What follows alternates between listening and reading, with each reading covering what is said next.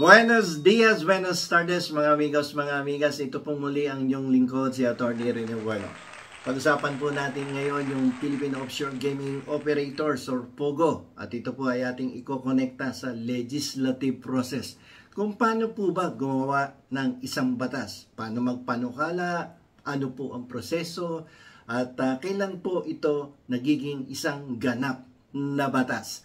Sapagkat pagkatapos po ng mga sunod-sunod na raids sa mga POGO operations na kinukonsider as illegal, ay nung isang taon kasi nagsimula yan no? So dahil dito, nag-propose po ng bill ang isang kongresista mula sa Cagayan de Oro na si Congressman Rufus Rodriguez na ideklarang illegal ang operations ng POGO at ito ay totally iban na no ang operations sa ating bansa. Ito po ay ipinasa sa Committee ng Games and Amusement ng mababang kapulungan na pinamumunuan ni Congressman Antonio Ferrer, representing as the representative congressman of the 6th District of Cavite. After several debates at exchange of opinions, legal opinions, ito po ay dumaan sa first reading, dumaan po sa second reading, dumaan sa third reading sa ating mababang kapulungan. At nito ngang nakaraang Pebrero, ito po ay aprobado na sa Committee on Games and Amusement at dahil dito, ito po ay sa aking opinion ay dapat na-i-transmit na sa ating mataas na kapulungan. Yung tinatawag nating Senado. Ito po ang ating bubusisiin ngayon, no? Dahil napakainit na usapin ito, maraming mga kongresista, maraming mga politiko, senador, ang madalas ang interview sa media na kung saan nagbibigay sila ng kanilang mga opinion regarding the legality or illegality of the operations of POGO, yung advantage and disadvantages of having a POGO in the country. Merong mga nagsasabi na napapakinabangan naman daw at ito ay nag-generate ng bilyong-bilyong pisong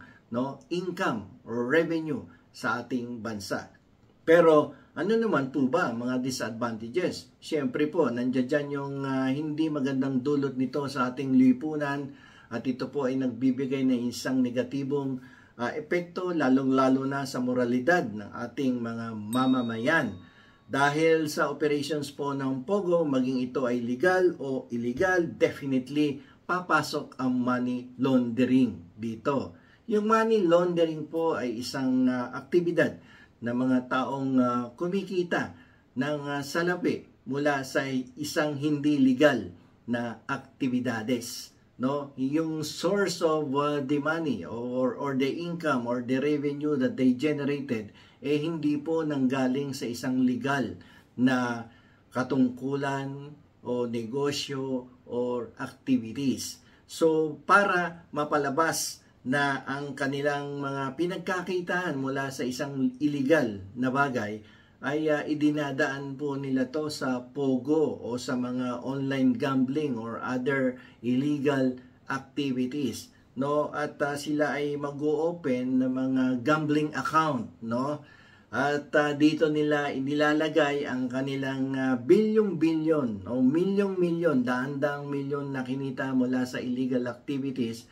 At pagkatapos sabay nila i-withdraw at doon lumalabas na nilabahan ang isang maduming pinagkakitaan, idinaan sa isang gambling account at pagkatapos ay withdraw presto, malinis na yung kanilang pera at pwede na nila ngayong palabasin na sila ay may legal source of funds at magninegosyo na, no? Sa isang negosyo na kanilang gustong pasukin na ang puhunan ay nanggaling sa isang illegal activities. So yun po ang isa sa mga nagiging kakambal na krimen, no, ng POGO operations. Hindi po yan mawawala sa operations ng isang POGO. Pangalawa, sa POGO kadalasan nagkakaroon ng prostitusyon at hindi rin po maganda ang epekto talaga ng POGO operations. Bukod sa money laundering,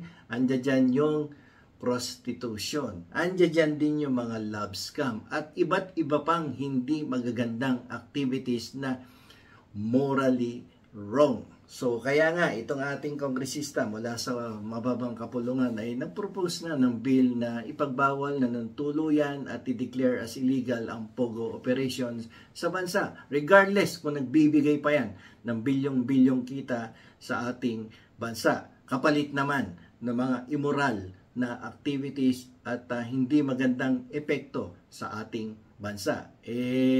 Yan po ay illegal sa China. At kung illegal sa China at sa ibang bansa, bakit tayong mga Pilipino ay papayagan ang isang bagay na kinamumuhian ng ibang bansa tapos tayo yung sumasalo at sasabihin nyo kasi kikita tayo mukhang hindi tama ang pangangatwiran na ganyan. Yan ay narinig ko sa isang politiko na in-interview ng isang sikat na vlogger dito sa YouTube. At sinabi niya ako pumayag kasi kuhanin natin yung pera ng mga incheck. Total, maraming pera yan at kikita ang ating bayan.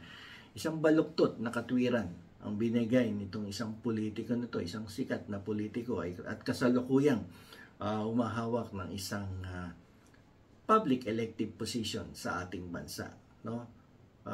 Masabi ko lamang, wag po tayong pipili na malapit na eleksyon. Wag na po tayong pumili ng mga kandidato sa Kongreso, sa Senado, at sa mga local officials na hindi naman talaga nakakaintindi ng pagpapatupad ng kanilang mga functions, ng kanilang powers, no, sa public office. Kasi nasasayang lang yung pinasasweldo nating mga Pilipino sa mga public officials na to na ating pong inihahalal. Pagkatapos mabibisto mo, pag ini-interview na ng ating mga reporters, doon mo malalaman yung mga biglaan, no, na mga tanong at hindi makasagot ng tama at malalaman mo kung gaano kahina ang kukote, no. Ako nga ay may kwento diyan no, tungkol sa mga sa politiko. Meron daw isang pasyente itong sikat na doktor at ang kanyang pasyente ay kinakailangang operahan na sa utak sapagkat otherwise kapag hindi inoperahan sa utak ay mamamatay yung pasyente. Okay? So yung unang prinopos ng doktor sa pasyente na may sakit sa utak, sabi niya, "Sir, baka gusto mo may mabibili tayong utak, no? Utak ng isang doktor, no? Ibebenta sa iyo sa halagang 2 milyong piso." Yung pasyente niya, super yaman to, super bilyonaryo. Sabi niya, "Ano palagay mo sa akin? Walang pera? Bakit utak lang ng doktor? No? Ang ibibigay mo sa akin, gamit na yan. So, humanap ka na iba, yung mas mahal. No? Anong palagay mo sa akin? Walang pera?" So, yung doktor, nagkukumahog, naghanap uli ng panibagong utak na maibebenta niya doon sa kanyang pasyente upang ito ay maoperahan na.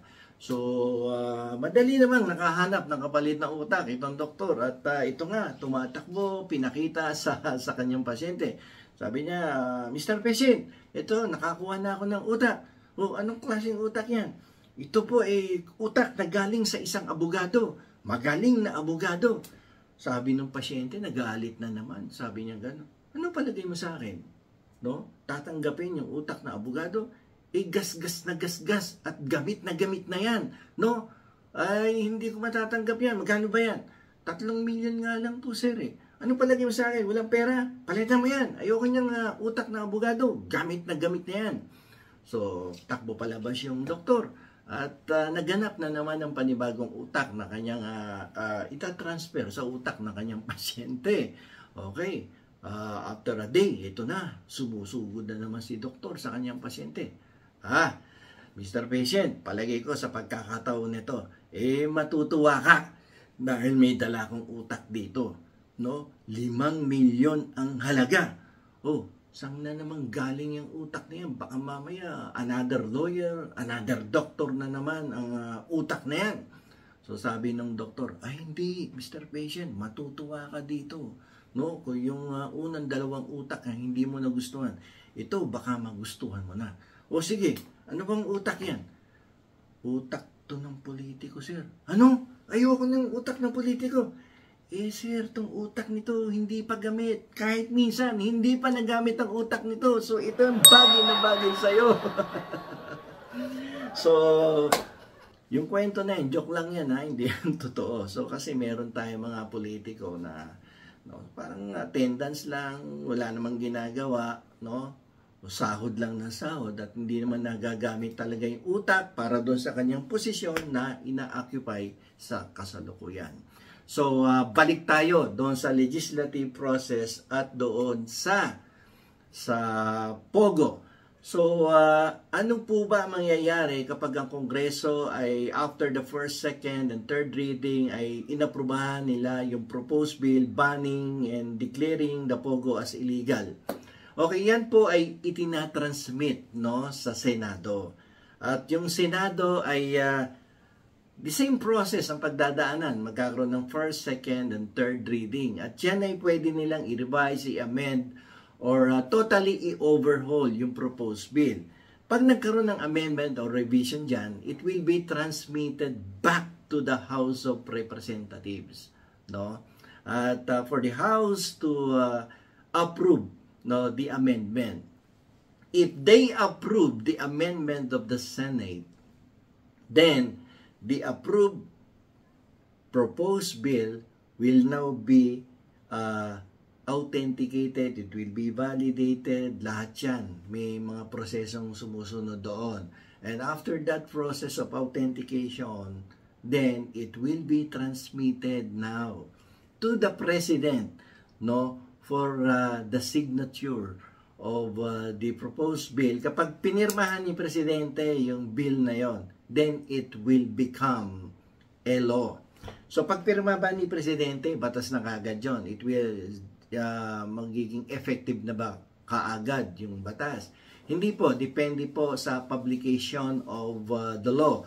Kung nakalagay do sa proposed law na yon is that upon signing of the President, the law will take effect immediately without going through the process of publication for 15 consecutive days in a newspaper of general circulation or sa official gazette. Kasi requirement po yan sa ating batas na bago maging isang ganap na batas ang isang pre-proposed na batas ay kailangan itong magkaroon ng publication either in the official gazette or in the newspaper of general circulation at sa loob ng 10 araw, sunod-sunod na 15 araw.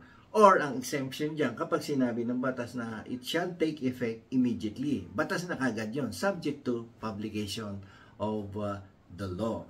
Okay, so doon magiging ganap na batas yan. Ngayon, balik tayo doon sa Pogo. So, ang tanong nga natin kanina, ano na ba nangyari doon sa proposed bill ni Rufus Rodriguez? So, hanggang ngayon, wala po tayong nababalitaan sa radyo, maging sa newspaper or social media kung ano na po ba ang naging katayuan nung proposed bill na yan na totally ibaban ang Pogo operations at idideklara tong isang illegal activity. So, siguro instead na nagpapa-interview, nag-iimbestiga ang ating mga mambabatas, sapagkat ilang hearings na naman ang ginawa dyan tungkol sa Pogo operation, siguro sapat na yung mga nakuhang ebidensya at kung may sapat na ebidensya, dapat ma-endorso na ito sa mga sa hukuman upang masampahan ng kaukulang kaso ang mga nagkasala tungkol sa Pogo operations at gumawa na, magbalangkas na ng nararapat na batas upang maiwasan na ang mga pangyayaring naganap ng mga nakaraang taon at nakaraang buwan tungkol sa mga illegal activities na nagproduce ng mga krimen such as money laundering, prostitution, yung mga love scam na yan, yung mga detention ng mga illegal na katulad nung nangyari doon sa isang Vietnamese na tumakas doon sa Pogo headquarters na yan doon sa Bamban, Tarlac.